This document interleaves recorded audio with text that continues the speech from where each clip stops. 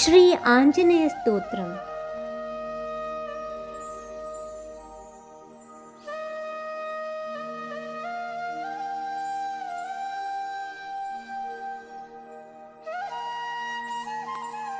ಮನೋಜವಂ ಮಾರುತತುಲ್ಯವೇಗಂ ಜಿತೇಂದ್ರಿಯಂ ಬುದ್ಧಿಮತಾಂ ವರಿಷ್ಠಂ ವಾತಾತ್ಮಜಂ ವಾನರಯೂಥಮುಖ್ಯಂ ಶ್ರೀರಾಮದೂತಂ ಶರಣಂ ಪ್ರಪದ್ಯೆ.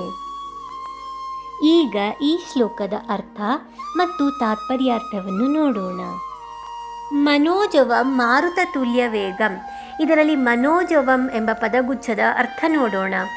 ಮನೋ ಎಂದರೆ ಮನಸ್ಸು, ಜವಂ ಎಂದರೆ ಕ್ಷಿಪ್ರ, ಅಂದರೆ ಹನುಮಂತ ಚುರುಕಾದ ಬುದ್ಧಿಯುಳ್ಳವನಾಗಿದ್ದಾನೆ ಎಂಬ ಅರ್ಥ ಈ ಮನೋಜವಂ ಪದಗುಚ್ಛ ನೀಡುತ್ತದೆ. ಹಾಗೆಯೇ ಮಾರುತ ತುಲ್ಯ ವೇಗಂ. ಮಾರುತ ಎಂದರೆ ಗಾಳಿ, ತುಲ್ಯ ಎಂದರೆ ಅದರಂತೆಯೇ, ಅದರ ಹಾಗೆ ಎಂಬ ಅರ್ಥ ನೀಡುತ್ತದೆ. ವೇಗಂ ಎಂದರೆ ವೇಗ, ಅಂದರೆ ಹನುಮಂತನು ಗಾಳಿಯ ವೇಗಕ್ಕೆ ಸಮನಾಗಿ ಒಂದು ಕಡೆಯಿಂದ ಇನ್ನೊಂದು ಕಡೆಗೆ ಸಂಚರಿಸುವವನಾಗಿದ್ದಾನೆ ಎಂಬ ಅರ್ಥ ಈ ಮಾರುತ ತುಲ್ಯ ವೇಗಂ ಪದಗುಚ್ಛ ನೀಡುತ್ತದೆ.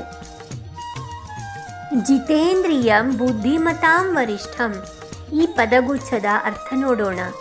ಜಿತೇಂದ್ರಿಯಂ ಎಂದರೆ ಇಂದ್ರಿಯಗಳ ಮೇಲೆ ವಿಜಯ ಸಾಧಿಸಿದವನು. ಬುದ್ಧಿಮತಾಂ ವರಿಷ್ಠಂ. ಇದರಲ್ಲಿ ಬುದ್ಧಿ ಎಂದರೆ ಬುದ್ಧಿಶಕ್ತಿ, ಮತಾಂ ಎಂದರೆ ಗೌರವವನ್ನು ಪಡೆದವನು, ವರಿಷ್ಠಂ ಎಂದರೆ ಶ್ರೇಷ್ಠ. ವಾತಾತ್ಮಜಂ ವಾನರಯೂಥ ಮುಖ್ಯಂ. ಈ ಪದಗುಚ್ಛದ ಅರ್ಥ ನೋಡೋಣ. ವಾತ ಅಂದರೆ ವಾಯುದೇವ, ಆತ್ಮಜಂ ಎಂದರೆ ಮಗ, ವಾತಾತ್ಮಜಂ ಎಂದರೆ ವಾಯುದೇವನ ಪುತ್ರ. ವಾನರಯೂಥ ಮುಖ್ಯಂ. ವಾನರ ಎಂದರೆ ಕಪಿ, ಯೂಥ ಎಂದರೆ ಪಡೆ ಅಥವಾ ಗುಂಪು, ಮುಖ್ಯಂ ಎಂದರೆ ಮುಖ್ಯಸ್ಥ. ಆಂಜನೇಯನು ಕಪಿಸೇನೆಗಳಿಗೆ ಮುಖ್ಯಸ್ಥನಾದವನು ಎಂಬ ಅರ್ಥ ಈ ವಾನರಯೂಥ ಮುಖ್ಯಂ ಪದಗುಚ್ಛ ನೀಡುತ್ತದೆ.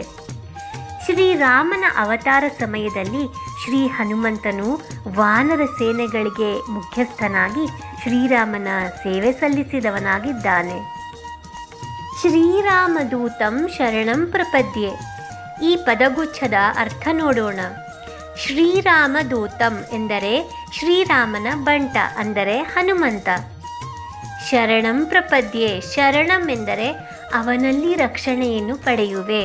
ಪ್ರಪದ್ಯೆ ಎಂದರೆ ನಮಸ್ಕಾರ ಮಾಡುವುದರ ಮೂಲಕ ಶ್ರೀರಾಮನ ಬಂಟನಾದ ಹನುಮಂತನಲ್ಲಿ ನಾನು ರಕ್ಷಣೆಯನ್ನು ಪಡೆಯುವೆ ಎಂಬ ಅರ್ಥ ಶ್ರೀರಾಮದೂತಂ ಶರಣಂ ಪ್ರಪದ್ಯೆ ಎಂಬ ಪದಗುಚ್ಛ ನೀಡುತ್ತದೆ.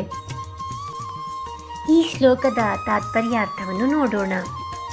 ಹನುಮಂತನು ಮನೋವೇಗವುಳ್ಳವನು, ಗಾಳಿಗೆ ಸಮನಾದ ವೇಗವುಳ್ಳವನು, ಜಿತೇಂದ್ರಿಯನು, ಬುದ್ಧಿವಂತರಲ್ಲಿ ಶ್ರೇಷ್ಠನು, ವಾಯುದೇವನ ಮಗನು, ಕಪಿಗಳ ಒಡೆಯನು, ಶ್ರೀರಾಮನ ದೂತನು. ಅಂತಹ ಆಂಜನೇಯನನ್ನು ಆಶ್ರಯಿಸುತ್ತೇನೆ ಎಂದಾಗಿದೆ. ಶ್ಲೋಕಾರ್ಪಣೆ ಚಾನೆಲ್ ನಿಮಗೆ ಇಷ್ಟವಾದಲ್ಲಿ ಬೆಲ್ ಐಕಾನ್ ಕ್ಲಿಕ್ ಮಾಡಿ ಹಾಗೂ ಲೈಕ್, ಶೇರ್ ಮತ್ತು ಸಬ್ಸ್ಕ್ರೈಬ್ ಮಾಡಿ. ಧನ್ಯವಾದ.